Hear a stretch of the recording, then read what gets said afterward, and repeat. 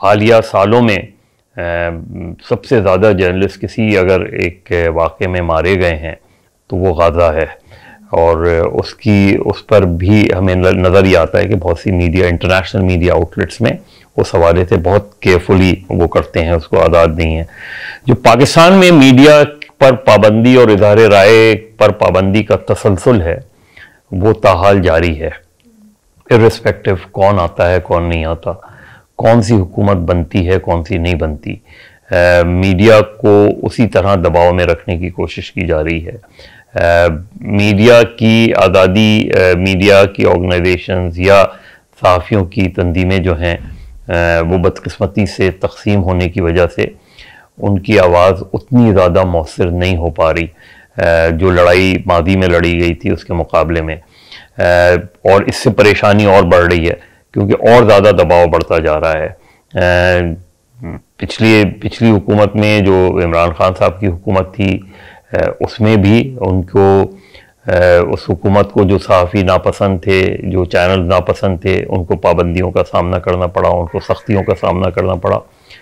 वही सूरत हाल पिछले हमने 2 सालों में नज़र आई है, और इसमें हुकूमत से ज़्यादा ऐसा नज़र आता है कि कुछ इदारे जो हैं वो मीडिया से नाखुश हैं। यहाँ तक हुआ कि बाकायदा मीडिया के ओनर्स को बुला के कहा गया कि जी इमरान खान की कवरेज नहीं होगी। यही हमने जब नवाज़ शरीफ साहब जो है वो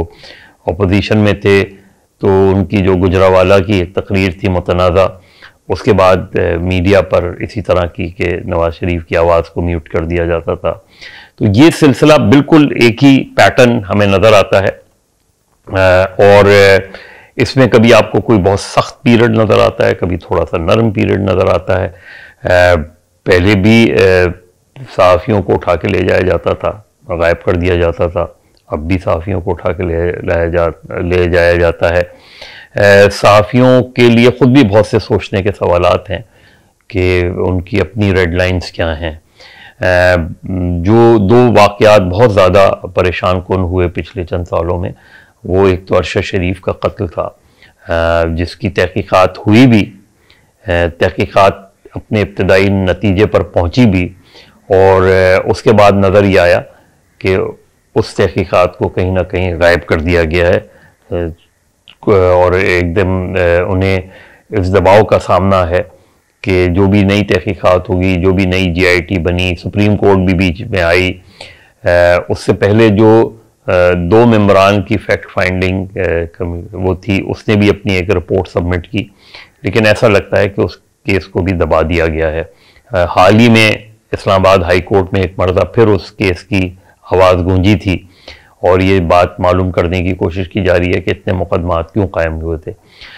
तो नतीजा तो उसका भी सिफर है। इमरान रियाज खान के केस भी ऐसा ही है कि उनको जिस तरह उठा के ले जाया गया और उसके बाद कई महीने कोई इत्तला नहीं हुई, और अब जब वो वापस आ गए हैं, अब उनकी आवाज़ बेहतर हुई है, लेकिन शुरू में जब वापस आए थे तो बहुत ही शेकी थे। ये भी वाक़या जो है वो वापस तो आ गए, लेकिन आज तक जिस तरह दूसरे लापता अफराद के मामलात में होता है, ये ना तहकीक़ात की गई, ये ना किसी नतीजे पर पहुंचा गया कि आखिर उनको ले कौन गया था और क्यों ले गया था। तो ये जो चीज़ें हैं ये जर्नलिस्टों के लिए आज भी परेशान कुन हैं। अभी भी सिंध के अंदर एक बड़ी सहाफ़ती तहरीक चल रही है,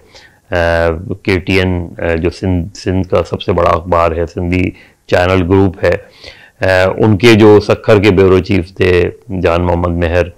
उनको सक्खर शहर में उनके घर के पास मार दिया गया। आज इस बात को जो है 6 महीने होने को आए हैं, कुछ नहीं पता। तो जो जिसने मुबैना तौर पे कत्ल किया है उसके बारे में कहा जाता है कि ये तो पता है पुलिस को कि वो कहाँ छुपा हुआ है, लेकिन उस जगह तक नहीं जा पा रही।